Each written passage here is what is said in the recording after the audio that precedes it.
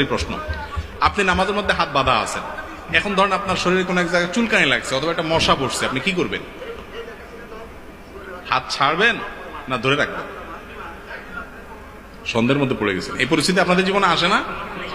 তো কি করেন আপনারা? চিন্তা করছে কোনটা বলে ধরা খায় আবার। আচ্ছা থাক, দরকার নাই ধরা খাওয়ার, আমার থেকে শুনেন। আপনার যদি হাত বাঁধা অবস্থায় ধরেন মশা কামড় দিল বা খুব চুলকানি হয়েছে, তাহলে সেক্ষেত্রে আপনি হাত দিয়ে আস্তে করে মশা দৌড়ে দিতে পারেন, অথবা হালকা চুলকানি লাগলে চুলকায়া আপনার চুলকানির যে কষ্ট সেটা মিটায়া আবার আপনি হাত বাঁধতে পারেন, এতে কোনো অসুবিধা হবে না। আমরা মনে করি যে না, এই হাত বাঁধলে নামাজ মনে ছুটে যাবে। নামাজের মধ্যে হাত বাঁধা কি ফরজ না ওয়াজিব? হাত বাঁধাটা কি ফরজ না ওয়াজিব?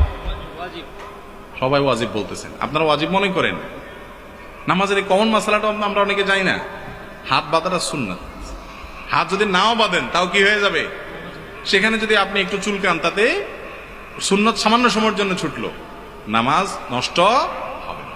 অনেকে আছে যে মশা কামড়াইতে কামড়াইতে বেচারার চেহারা লাল হয়ে গেছে মশার কামড়ের চলে, এরপরও হাত দিয়ে দৌড়ায় না, আছে না নাই?